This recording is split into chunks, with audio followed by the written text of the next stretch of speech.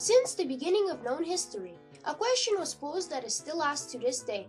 Where did we come from? What is the origin of man, earth, and all the world around us? Since the early times, man wanted to know the answer to this question. In our day, the two main ideas are evolution and creation. Creationism is the belief that an intelligent, all-powerful being, God, created the heavens and the earth and all of its inhabitants and the rest of the universe in 6 days. Creation then states that man, whom God created on the 6th day, sinned and brought death into the world. And from the beginning, 6,000 years have passed, bringing us to this day. According to the evolution theory, in the beginning, which was about 13.8 billion years ago, all the matter in the universe was compacted into a very small ball. Suddenly, it started to expand, and intense heat was released along with a lot of energy. Then atoms began to form. Atomic fusion led to the creation of stars and finally galaxies. Then after a couple billion years, our solar system formed. This, scientists believe, happened when a supernova exploded and compressed a cloud of dust and gas into our sun and our planets. Earth, at that time a molten ball of lava, cooled after a couple million years. Then water formed on Earth. This gave rise to life, which came into existence about 3.8 billion years ago. The first living organisms were bacteria, which after many generations of reproduction became more complex organisms through the processes of evolution, and after millions of years, humans came into existence by evolving from primates. Most people think that the theory of evolution was first proposed by Charles Darwin and rests on scientific evidence, observations, and experiments. However, the truth is that Darwin was not its originator, and neither does the theory rest on scientific proof. The theory consists of an adaptation to nature of the ancient dogma of materialistic philosophy. If Darwin had known some of what has been discovered since the publishing of his theory, he probably wouldn't have believed his own theory of evolution. Many scientific researches contradict the theory of evolution. In the late 1800s, Louis Pasteur won a prize offered by the French Academy for proving that life doesn't just generate itself.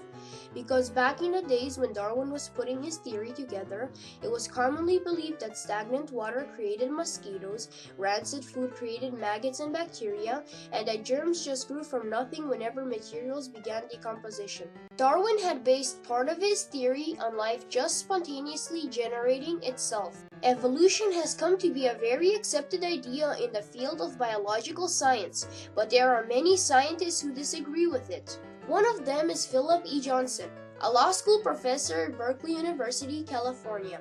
Philip Johnson accepts microevolution, small modifications in an existing species, but does not accept macroevolution, the formation of a new species. He points out that artificial selection by animal breeders produces great diversity, but no new species. The beaks of finches on the isolated Galapagos Islands changed when climate conditions changed, but no new species appeared. Artificial selection of fruit flies has produced forms that do not breed with their ancestors, but it is not clear that they should count as a new species. Johnson is impressed by the lack of transitional forms in the fossil record. He grants that fossil records, especially of soft body parts, are inevitably rather fragmentary. Adnan Oktar, also known as Harun Yahya, is another scientist who stands against evolution.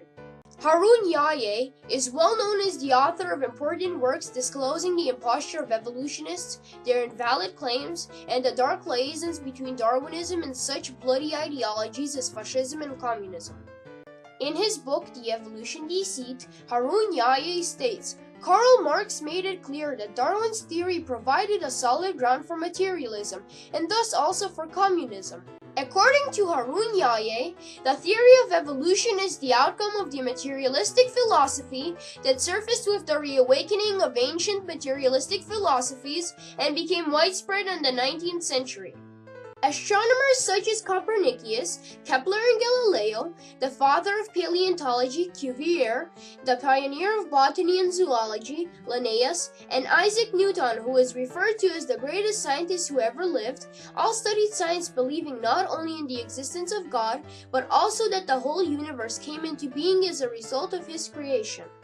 Albert Einstein, considered to be the greatest genius of our age, was another devout scientist who believed in God and stated thus, "I cannot conceive of a genuine scientist without that profound faith."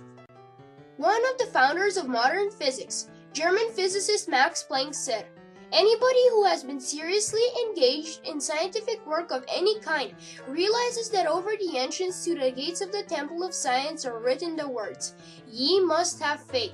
It is a quality which the scientist cannot dispense with." American physicist Lipson made the following comment on the difficulties of Darwin. "On reading The Origin of Species, I found that Darwin was much less sure of himself than he is often represented to be. The chapter entitled Difficulties of the Theory, for example, shows considerable self-doubt. As a physicist, I was particularly intrigued by his comments on how the eye could have arose." In the year 1865, Gregor Mendel, an Austrian botanist, discovered the laws of heredity in plants. Not much heard of until the end of the century, Mendel's discovery gained great importance in the early 1900s. This was the birth of the science of genetics. Somewhat later, the structure of the genes and the chromosomes was discovered. In 1953, American biologist James Watson and English chemist Francis Crick discovered the chemical structure of the DNA molecule. Their discovery threw the theory of evolution into a great crisis. The reason was the incredible complexity of life and the invalidity of the evolutionary mechanisms proposed by Darwin. When Darwin put forward his assumptions, the disciplines of genetics, microbiology, and biochemistry did not yet exist. If they had been discovered before Darwin put forward his theory, Darwin might easily have recognized that his theory was totally unscientific and might not have attempted to advance such meaningless claims. If Darwin had had the chance to view a cell with an electron microscope, he would have witnessed the great complexity and extraordinary structure in the organelles of the cell. If he had known about biomathematics, then he would have realized that not even a single protein molecule, let alone a whole cell, could have come into existence by chance. The information determining the species already exists in the genes, and it is impossible for natural selection to produce new species through alterations in the genes. Kent Hovind is another scientist who stands against evolution. In 1989, Hovind established Creation Science Evangelism Ministry and started taking stands against evolution in the school system of teaching. This is what he has to say about the age of the universe. Did you know the galaxies up in the sky are spinning, but they're going different speeds? The stars in the galaxy are going different speeds. If the stars in the middle are going faster than the stars at the outside. If the galaxies were billions of years old, they would no longer have these spiral arms. The spiral arm galaxies are proof they are not billions of years old. Another scientist who stands against evolution is Dr. Jerry Bergman. Dr. Bergman has multiple degrees in various areas of science, including biology, chemistry, anthropology, geology, biochemistry, and genetics. He is also the author of many books, including Slaughter of the Dissidents and Persuaded by the Evidence. This is what Dr. Bergman has to say about the claims of multiple evolutionists. One of the most influential evolutionary biologists of our time was Ernst Mayr, who was, of course, professor at Harvard. And he said that, quote, "No educated person any longer questions the validity of evolution," which we now know to be a simple fact. And he's been claiming this, by the way, for over 40 years. In 1967, he said, "Evolution is accepted by every scientist, he says. And for this reason, it is no longer necessary to enumerate painstakingly the proofs for evolution." Now, when I read this, I thought, gee, I know many PhD-level scientists that do not accept evolution as we defined it.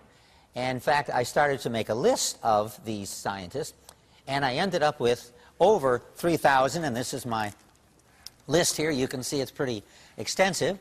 Yeah, I'm just looking at a page, and every name on this page has a PhD after it. The purpose of our History Day documentary is to show that evolution is only a theory, and there are many scientists who recognize the existence of a creator. But to accept it or not is for you to decide.